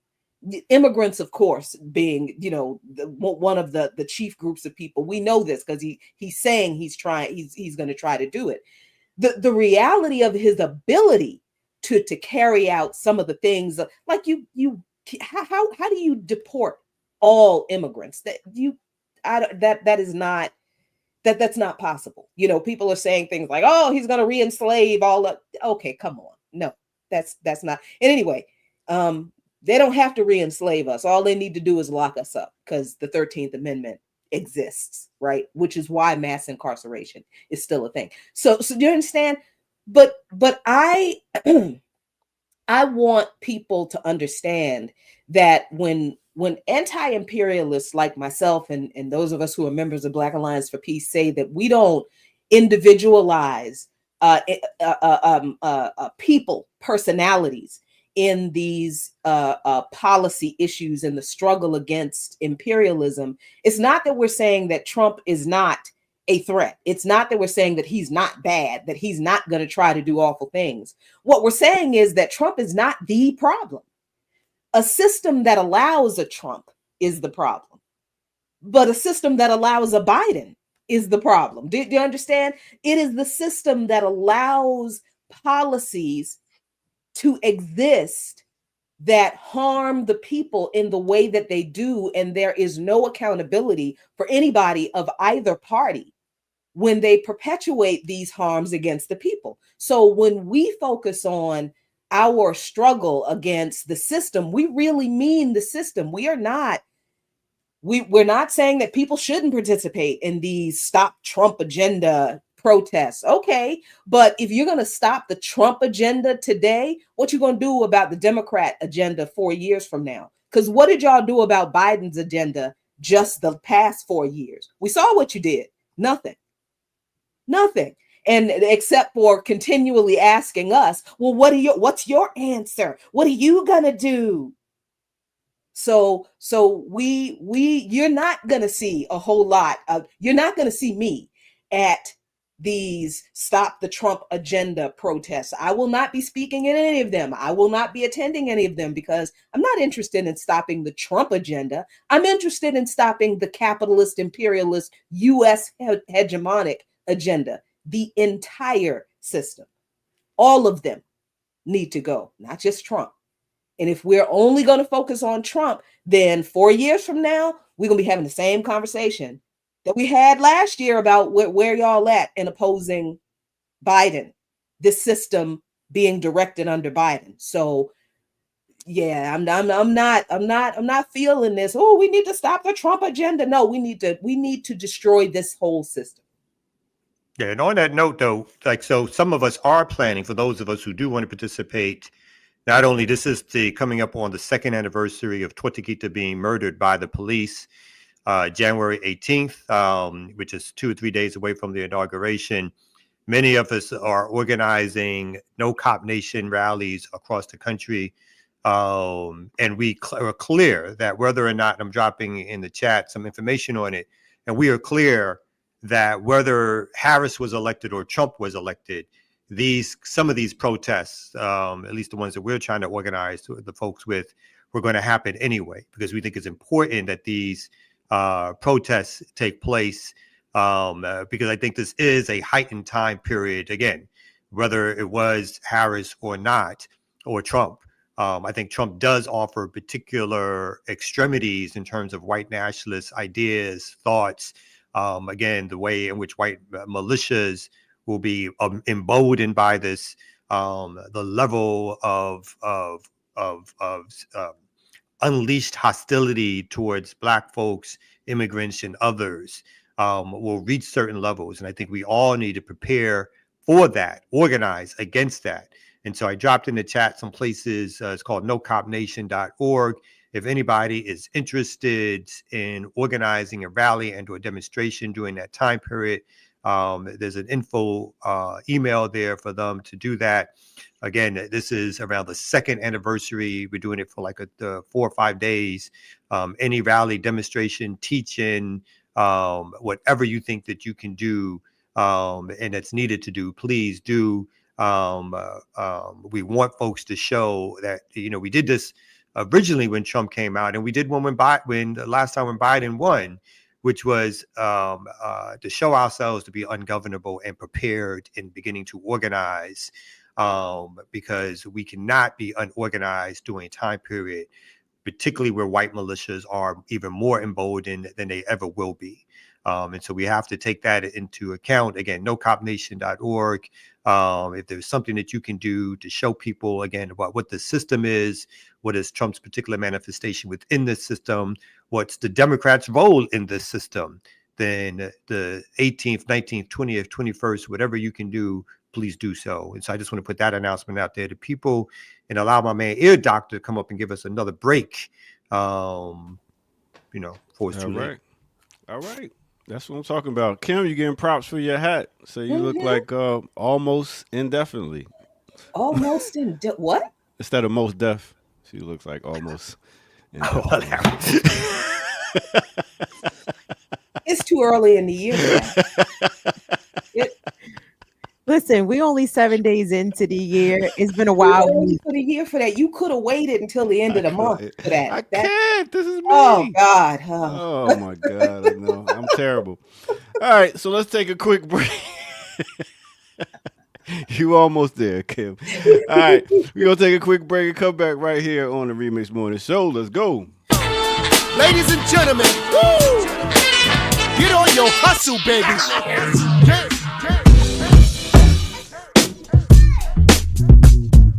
What's good, everybody? Welcome out as we are here once again, 2025, right here on the Remix Morning Show. You are tuned in to Black Liberation Media. I go by the name of the Ear Doctor, and what did I want to do right now is I wanted to start doing reviews on albums that came out. So one album that just came out, as you can hear in the background, was, yes, Redman, Muddy Waters 2 album just came out December 24th. 2024. Now, this is after 15 years when his first Muddy Waters album dropped in 1996. So, yes, this is the sequel to that album right there. Now, I must say I appreciated this album due to the fact that it had so many, it took you back nostalgically when you're talking about having skits and stuff like that. He has over 32 titles for songs, but a lot of them are skits too. But he has different artists on there like KRS-One. He has artists on there like Snoop Dogg, Sheik Luch from the Lox, Faith Evans, Kid Capri, Method Man. He has a song called La La La La with Method Man. And he has one song when he brought out all of Jersey's finest. We talk about Artifacts, Channel Live, Heather B, Lady Luck, Lords of the Underground, Naughty by Nature, Nikki D, Queen Latifah, Rod Digger, and guess who? Shaquille O'Neal. Yes, he took all the jerseys. He's supposed to have Wise Intelligent in there too, but it is what it is. But yes, he has done another album, so I just wanted to point that out. Redman, Muddy Waters 2. If we were to give it a listing from 1 to 10, I would give it about a 7. I give it about a 7. Not his greatest album, but he did his thing as usual. Big up to all the old school heads coming back and doing their albums. So that's what it is. Right here on the Remix Morning Show. That's that Redman, Muddy Waters 2. Now let's get back to it. Like, subscribe, and donate. BLKLiberationMedia.org. Go to the website. Thank y'all. Let's get back to it, y'all. Cross my T's and dot my I's. My hustle mode in overdrive. Haters don't wanna see me rich, so I catch them all slipping for a lick. Hey, what the deal, bro? Cannabis vibe all in my lingo. Problemo, my 9 out the window. Blah, blah, blah, blah, blah. Hey. Ooh. Oh, I love Redman. He's still talking about smoking weed and shooting niggas. Oh, you gotta love a Renaissance man. love him. Love him. Stay true to yourself, daddy. Oh my God. Yeah. I feel like the 7 was low though. No, it wasn't. No, I mean, no. especially compared to his other albums and compared to a ranking. I mean, that's not bad. I have a challenge, ear doctor, per your math though, because you said this is 15 years since the original release of Muddy Waters, and you said Muddy Waters were released in 1996. I don't think that's been 15. It's almost close to 30. So that's what people do. They sit back and dissect. You do math. You You said knew dissect. you knew she was gonna get you. You knew she was gonna get you. Simple math was dissection. That's Since we're there, make sure y'all tune in this Thursday as we actually do Redman classical breakdown. So make sure y'all tune in for that. Nice. 11 a.m. Mm-hmm. All right. Look like y'all got the same hat. Oh, Kim? leave her hat alone. Who Is it heresy to say that I'm not a big fan of skits though? I don't like skits. Yeah, I feel you. There's a couple of, I mean, Wu-Tang did some good skits and Yes. they stuff, but sometimes I'm like, they go on for too long. I'm like, I'm here for the music, not for your comedy routine. Touche. I can see that. Some of Reggie's skits, and then some of Reggie's skits are, very good. So Yeah, he brought back Uncle Quilly. So that's is there a Superman lover on this? It's 2 Superman lovers on there. Yes, it is. Yes. He brought Shaq on there, y'all. He got Superman Lover 7 and Superman Lover. Yeah, Why? Superman Lover Why? 7. He could have kept Shaq that. is in Shaquille O'Neal. Yeah, he Jersey had one of the best athletes to do hip hop when we talking about actually have lyrics. Done a song with Biggie, did a song with Rakim. Actually has a Grammy for that album.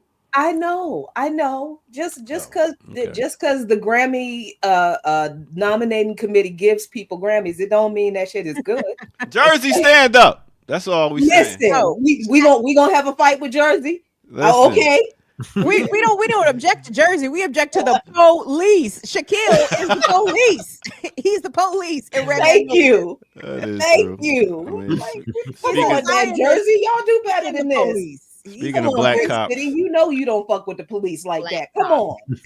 Speaking of black cops, he do got Karis one on there too, so you know. But yo, I just love the fact that you're still able to have fun with it, like the whole Bismarck, having fun with hip hop and ludicrous style of just some outlandish shit to be said. I just glad that's back because I'm tired of all this shooting and killing, even though he's still. Somebody sent me a new Redman video. And it's so regular. This nigga, I guess this is Newark. I'm assuming he shot this right on the streets of Newark. Not a video vixen in sight. You know what I'm saying? Like, it's very much. He's such a regular, amazing. Oh my God. I just love him so much because he's extra regular. Like he is super, super regular, which is amazing. But he's a hood celebrity. Everybody knows Redman. Exactly.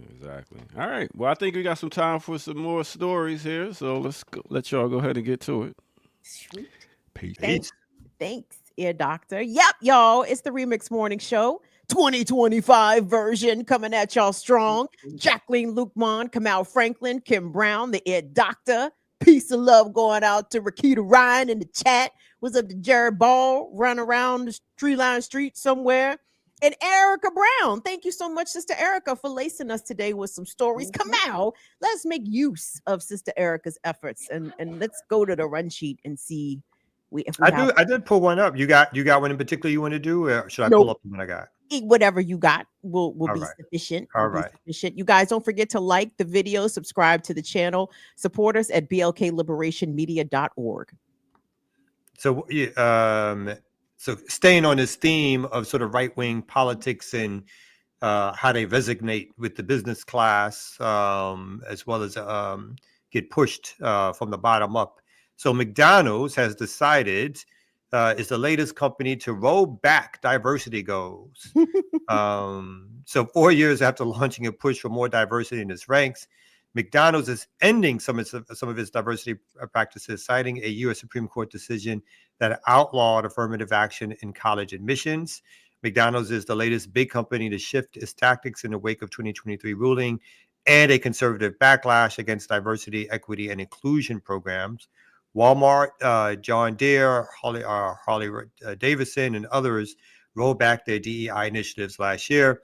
McDonald's said Monday it will retire specific goals for achieving diversity at senior leadership levels. Of course, they never achieved those goals anyway, so it's not much of a rollback, motherfuckers. It also intended to end a program that encourages its suppliers to develop diversity training and to increase the number of minority group members represented within their own leadership ranks. McDonald's said it will also pause external surveys.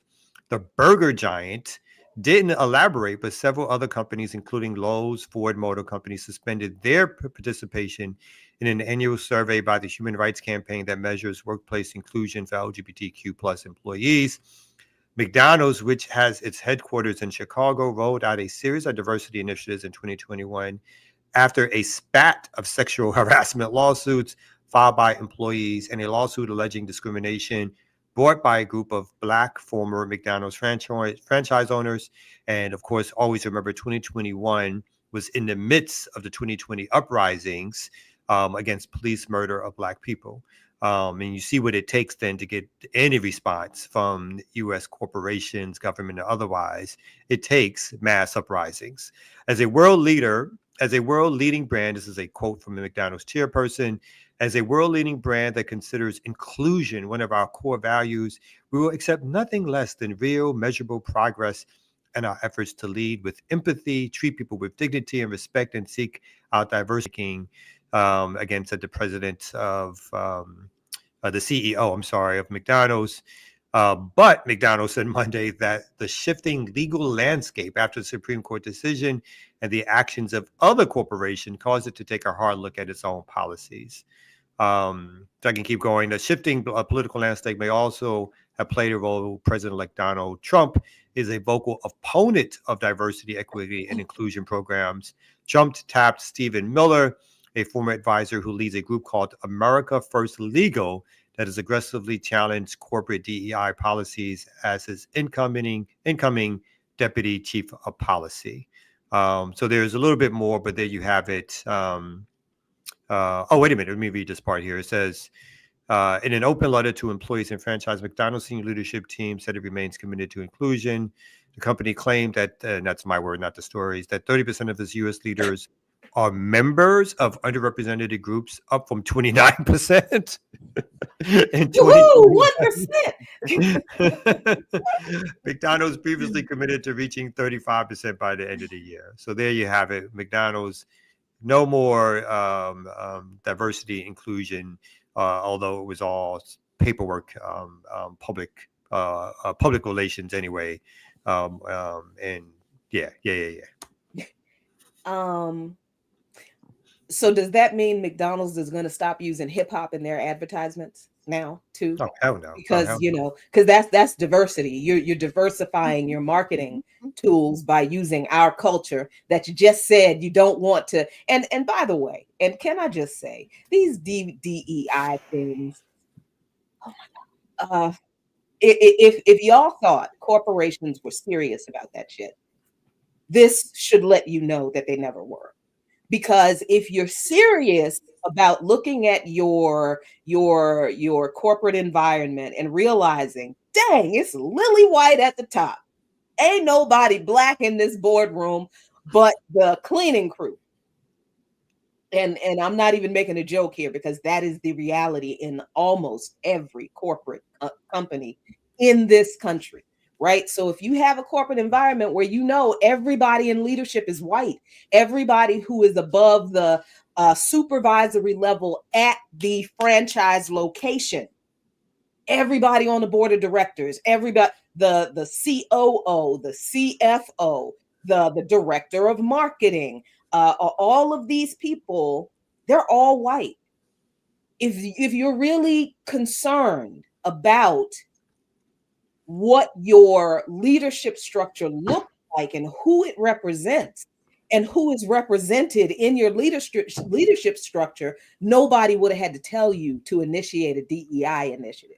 If you really gave a shit, you just make sure that, like, who are we promoting people from our folks down the line to get up here and run this corporation? Obviously we're not. Let's fix that. And if you were really serious about it, what other corporations are doing in abandoning their DEI programs, you wouldn't do it because it's important to you. But because corporations and the people who run these corporations really don't care about you, don't care about consumers, don't care about their employer. The only people they are concerned about are the people in those boardrooms, the white people in those boardrooms, and the white people in the other companies' boardrooms. They are the only opinions they care about. That's why McDonald's trashed their DEI program when other companies did. That's why other companies trashed their DEI programs when Trump won the election, because it was all window dressing. It was all empty bullshit liberal window dressing with the intention of appeasing people who were doing exactly what Kamau said in the middle of the uprising against racialized police terrorism in 2020. And we saw how huge that was. So these corporations enacting these DEI programs, they were like, oh, the Negroes are mad. And then they were like, oh my God, the whites are joining in. So they had to do something. They had to do something to calm folks down. So that, oh no, we will implement these DEI programs and we will show people that we are part of the solution. We're not part of the problem. We want more of you to have opportunities. It was all window dressing. It wasn't for any. I wish the thing they would DEI would be, or stop doing, would be putting on burger stands in our neighborhoods. I mean, that's to point out that it is the worst, trashiest, health-free food that you could probably pick up from any fast food restaurant. Health-free. And it is health-free. It is cheap and it is terrible for your health. But you know, and they'll have like black kids selling that stuff to us in our neighborhoods. That they won't stop doing is pouring those things into our communities. So yeah, we won't be making any decisions. Sometimes I'm happy about it. You know what I mean? I don't want us to be ahead of these corporations, because I think we should be fighting these corporations in the first place. I know it's a different class of people who are now worried about their jobs and place in middle class America, because white folks are mad, and so now they're not going to be hiring black folks no more. But I'm just like, you know what? You can if you stop your DEI, can you stop putting them burger stands in our neighborhoods? Because we don't need McDonald's burgers in our neighborhoods. What's the response, or what should the response be to companies and corporations that have eliminated these programs? I know the Sharpton ilk are, I guess, boycotting Walmart. I'm not sure how that's going. But do boycotts would boycotts even be appropriate here? I'm hearing on social media the oft-repeated myth, you know, black people have $1.2 trillion and we just withheld our trillions. Because we sitting on trillions, right? Where are your trillions at, Jackie? You got to, Jackie, put your 20 million away. Put it away. I'm sorry. Excuse me. I'm sorry. We sitting on 1.2 trillion. We can't keep giving Walmart our trillions. Can't keep giving McDonald's our trillion. The whole DEI spectacle, to me, it smacks of Nancy Pelosi in a kente cloth kneeling in the Capitol Rotunda, and the bitch could barely stand the fuck back up, right? You know what I'm saying? Like, that's when I hear DEI, that's the picture I get. White people kneeling in kente cloth. In the kente cloth. And then having trouble standing back up. But anyway, should there be a response? Are we even able to formulate a response that could impact the bottom line of these corporations that have rescinded their DEI policies? Sharpton says we can. Sharpton says we can. Sharpton needs to shut the hell up, because if he wasn't telling our people to boycott McDonald's for the reasons Kamau said and for the genocide, then shut the fuck up about them and their DEI program. I don't care about the damn DEI program. They're giving IDF soldiers burgers. They're giving IDF soldiers free food, rewarding them for slaughtering Gazan people. Fuck this DEI thing. He gonna sit around and tell people to boycott McDonald's because they got rid of their DEI. Nigga, we need to boycott your ass. That's what we need to do. It's just January 7th, and look at what y'all did. Hate us. Got you cussing already on January. Black people, your trillions, withhold them trillions. Just that trillion you was about to go spend, don't spend that. Don't spend that over. You know what Sharpton looking for is a check. I mean, he's like, I can do some we don't got to call it diversity, but I can do some diversity training.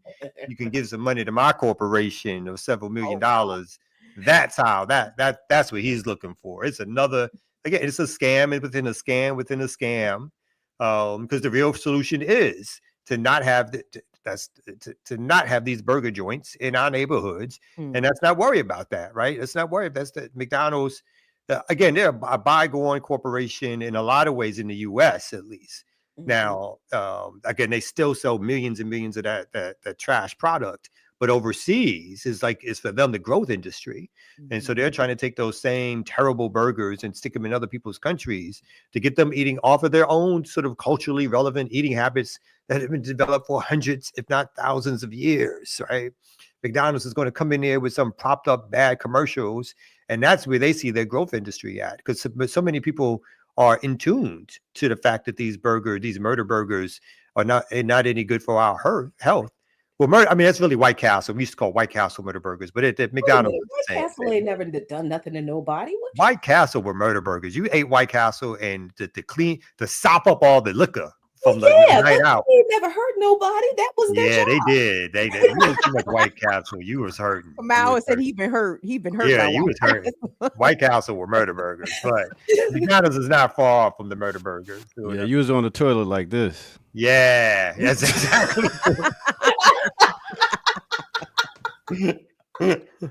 That was it was like White Castle, but I mean, and McDonald's is not that, but get them out. I mean, I think people know about the health issues, but again, because the economy is such that people sometimes people feel like they gotta spend a little bit to put some food in their kid's mouth. We understand, like, you know what I mean? And that's partly what happens, but fuck McDonald's, like Jackie said. I'm a little calmer than what Jackie was doing, but fuck McDonald's. So what if they put a Whole Foods in the hood? You think people, first of all, couldn't even afford it, and then they would be like, this shit ain't got no taste. And Whole Foods in the hood is not gentrification for the hood. Again, it's not meant for the people in the hood. It's meant to be the first way in which people get thrown out, because look at what happens. The property value around the Whole Foods goes up intentionally.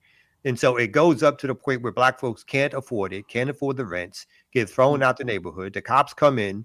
And so Whole Foods is not an indicator of our neighborhood getting better, is an indicator of gentrification and our neighborhood getting pushed back. Unless we control the resources, the economies, going old school back to Malcolm, even on a neighborhood level. If we don't control it, if we don't run it, If it's not building out as a political project for eventual liberation, then it's all about white supremacy. I mean, Hood's got the worst produce section. So how do you get a healthy restaurant or fast food place in the hood that's going to actually work? Well, here's the thing. I mean, we act as if this has always been the case. I've lived in Southeast DC since I was 6 years old, and we used to have Murray's stores around here that used to have a fresh vegetable section. And then all of a sudden, Murray's went out of business. They disappeared. Now, yeah, you get a whole bunch of crazy, cheap ass processed meat. Those burger patties, I'm sorry, nothing. Nobody's burger patties were better on the grill than Murray's. That's just, and that's still true. Yes, you can still find them. But there were healthier options in poor neighborhoods that did exist at some time. Capitalism being the way it is, and what's the word? Monopolization. Murray's got bought out by a larger corporation. And the larger corporate, I can't remember what the corporation is, but they closed all those stores in the poor neighborhoods. So all of those little grocery stores, those little Murray's and those little out of the way places that had the fresh food, the fresh grocery, fresh vegetables, and gone. And what would they replace with after a few decades?